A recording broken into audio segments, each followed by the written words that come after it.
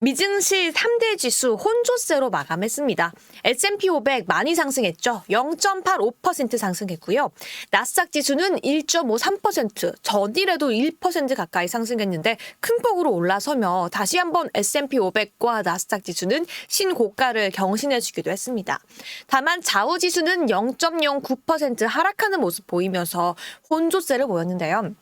시장 전반적인 마감 상황 해석해보자라면 CPI는 둔화하며 시장을 환호하기도 했지만 FOMC를 통해서 연내 두 차례가 아니라 한 차례만 금리 인하할 것이라는 경계감 속에서 미증시는 혼조세를 보였다라고 해석할 수 있을 것 같습니다.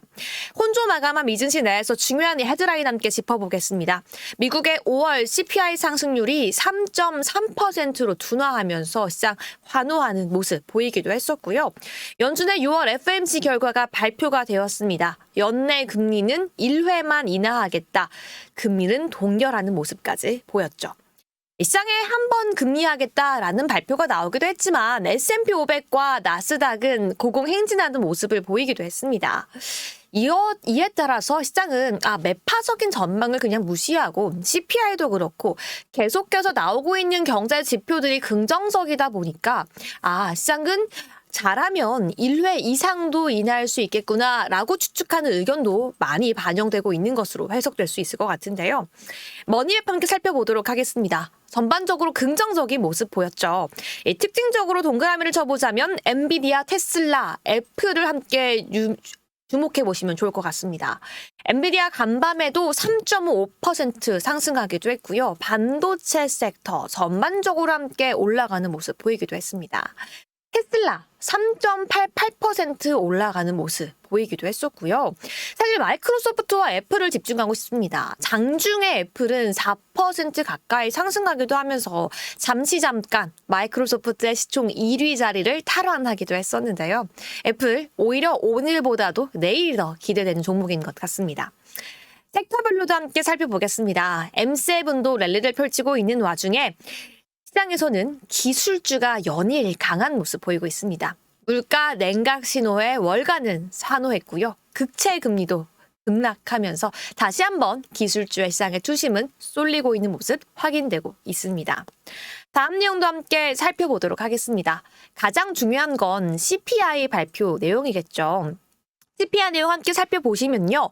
근원 소비자 물가지수 0.2%, 예측치와 이전치 대비해서 하락하는 모습 보였고요.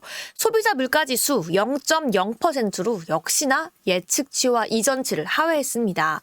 미국의 5월 소비자 물가 상승률이 전문가의 예상치를 밑돌면서 둔화하는 모습이 발표되며 시장에서는 사실 6월 FOMC 결과에 대해서도 긍정적으로 예상을 하기도 했었는데요. 연초 이후 계속 물가 반등 우려가 이어지긴 했었지만 이런 부분들이 줄어들면서 이 올해 안에 금리 인하 정말 할 수 있겠다. 그리고 한 번 이상도 할 수 있겠다라는 기대감이 사실상 커지고 있는 것도 사실입니다. 이에 따라서 국채금리 역시 하락하는 모습 보였는데요.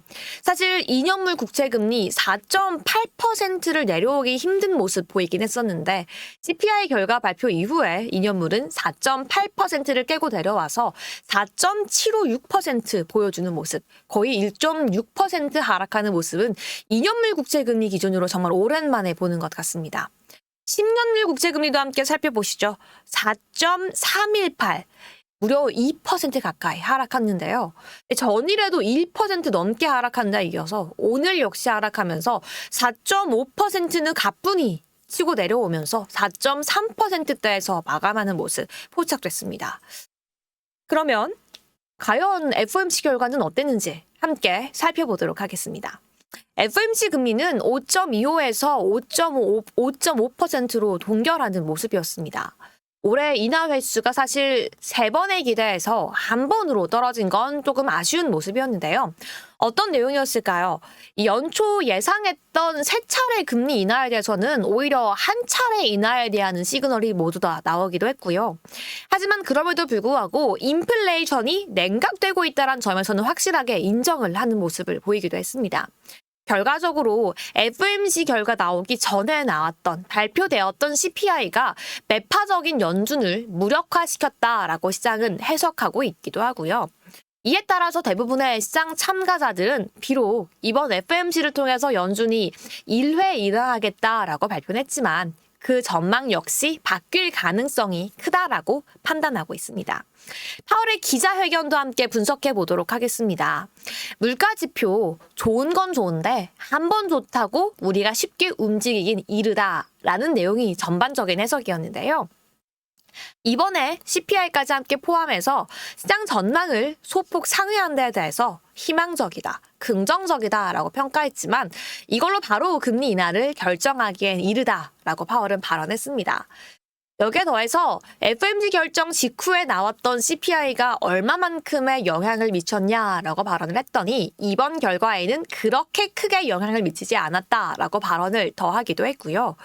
하지만 전반적으로 1회 인하에 대해 전망했다라고 해서 매파적인 기자회견이라고 평가하기는 조금 이르다라는 감이 있습니다. 왜냐하면 파월은 점도표는 점도표일 뿐 금리 인하 타이밍은 그때그때 데이터에 따라 결정할 것이다라고 발언을 해주면서 이번에는 1회만 올해 인하하겠다라고 발언하긴 했지만 충분히 바뀔 여지는 있다라고 판단해볼 가치가 있다라고 시장은 평가하고 있습니다. 그러면 FOMC 5월과 6월 성명서 비교해 보도록 하겠습니다. 일단 5월 성명서 당시에도 사실 추가된 문구, 바뀐 내용들이 꽤 있긴 했습니다. 5월 성명서 먼저 다시 한번 복기를 해본다면 최근 몇 년간 위원회의 인플레 목표치 2%에 대한 추가 진전이 부족했다라는 내용을 추가하기도 했었죠. 바로 넘어와서 아랫부분에 있는 오늘 발표된 6월 성명서를 본다면요. 거의 바뀐 내용이 없었고요. 단 하나의 단어만 추가가 되었습니다. 바로 modest라는 단어만 추가가 되었는데요. 바로 5월 성명서 당시에 추가되었던 그 마지막 문장을 modest라는 단어를 추가했다라는 내용입니다. 이게 무슨 말이냐면요. 바로 2%에 향해서 인플레가 소폭 완화되었다라는 내용의 의미가 추가되었다라는 뜻인데요. 2024년 FOMC 성명서 내용의 변화치를 쭉 살펴보면서 다시 한번 설명드리자면 1월에는 일자리 증가 폭에 대해서 시장에 집중했습니다. 여전히 강하다라는 내용들을 시사했다면 3월에는 remain과 have remain이라는 단어에 집중하면서 일자리 증가 폭이 다시 한번 강하게 이어지고 있다라는 발언을 했죠. 5월에 넘어오면서도 계속 일자리 증가폭에 집중을 하면서 일자리 증가가 꾸준히 확장되고 있다라고 발언을 했었고 인플레 목표 역시 추가 진전이 부족하고 하지만 그래도 불구하고 리스크는 나아지고 있다라는 발언을 했습니다. 그래서 6월에 와서 FOMC 성명서에서는 그럼에도 불구하고 인플레이션은 완만한 진전이 있었다라고 발언을 하며 오히려 일자리 증가폭에 대한 언급은 추가적으로 하지 않았다라는 게 6월 성명서의 굉장히 특이한 점이었죠. 한마디로 연준 역시 FOMC 성명서를 통해서 어느 정도 경제 지표의 둔화세, 인플레의 둔화세를 인정하고 있다라는 것으로 저희는 해석해 봐야 할 것 같습니다. 그럼 점도표도 함께 짚어보도록 하겠습니다. 보기 조금 어려우시겠지만 2024년부터 2026년 이후까지 연준 위원들이 점을 찍어서 판단을 한 거고요. 연한 하늘색이 2024년 3월, 진한 파란색이 2024년 6월 기준 점도표입니다. 이 첫 번째 노란색 동그라미 부분이 바로 한 차례 금리 인하 또는 동결을 예측하고 있는 점도표인데요. 연준 관계자들은 연방기금 금리가 2024년에 5.1%로 정점을 찍을 것으로 보고 있습니다. 이게 어떤 말이냐면요. 여기에 이렇게 점이 많이 찍혀 있다라는 의미는 연준이 결국 올해 최소한 금리를 0.25% 한 차례는 인하할 것이다 라고 저희가 해석할 수 있는 부분입니다. 그 아래에 초록색으로 동그라미 쳐본 부분 함께 살펴보시면요. 오히려 한 차례 또는 그 이상 인하할 수 있는 데에 대해서 베팅을 하고 있는 연준 위원들의 점인데요. 이 부분을 본다면 무려 총 15명의 위원들이 올해 금리 인하를 할 것이다 라고 비둘기파적인 발언으로 예상을 하고 있는 점도표라고 볼 수 있습니다. 15명 중에 8명은 무려 2번을 금리 인하할 수 있을 것이다 라고 이야기했고요. 그중에 7명의 위원은 한 번 정도 금리 인하를 할 수 있을 것이다 라고 점을 찍었습니다. 무려 그 많은 연준 위원 중에 8명이나 올해 2번 금리 인하가 가능할 것이다 라고 점을 찍기도 했던 거죠. 이로 인해서 페드워치를 살펴보시자면 9월 금리 인하 예상은 무려 61.5%까지 다시 한번 투심 회복되는 모습까지 포착되기도 했습니다. 그럼 반도체도 함께 살펴보겠습니다. 전반적으로 반도체 투심 역시 함께 끌어올라갔는데요. 필라델피아 반도체 지수 2.92% 가까이 상승했습니다. 엔비디아는 또다시 4% 가까이 급등하면서 총 3조를 가뿐히 돌파했습니다. 특이한 점은 엔비디아가 이제는 시장에서 방어적인 전략으로 전환하겠다는 그 시그널이 포착이 된 건데요. 수많은 칩 기업들, GPU 기업들이 엔비디아를 대항하기 위해 노력하고 있지만 아직은 뛰어넘지 못하고 있습니다. 그렇기 때문에 엔비디아는 이제 우리 점유율을 지켜가면서 방어적으로 대응해야겠다. 가격도 새로 나오는 제품에도 주력해야겠다라는 시그널이 포착되었다는 점에서 시장은 4% 가까이 끌어올렸다라고 볼 수 있을 것 같습니다. 반면 마이크론에 대한 긍정적인 소식도 나왔습니다. 간반 4.21% 상승했는데요.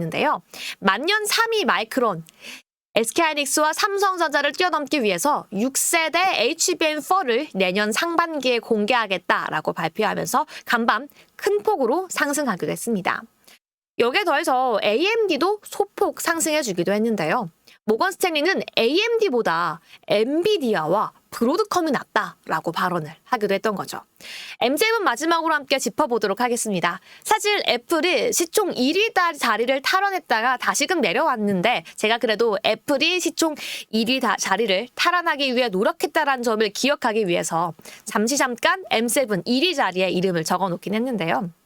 하지만 정말 애플과 마이크로소프트 시총 차이가 얼마 안 납니다. 3,278달러가 마이크로소프트의 시총이고요. 애플 같은 경우에는 3,267달러입니다. 애플에 대해서 계속 시장은 긍정적으로 바라보면서 이 시총을 언제 뛰어넘을 수 있을지 다시 한번 기대해보게 되는데요. 마이크로소프트와 애플, 엔비디아의 시총 경쟁 계속해서 함께 살펴보도록 하겠습니다. 여기까지 오늘의 간밤 FOMC 내용까지 정리해보면서 브리핑 정리해보도록 하겠고요. 오늘의 게스트 만나보러 떠나보도록 하겠습니다.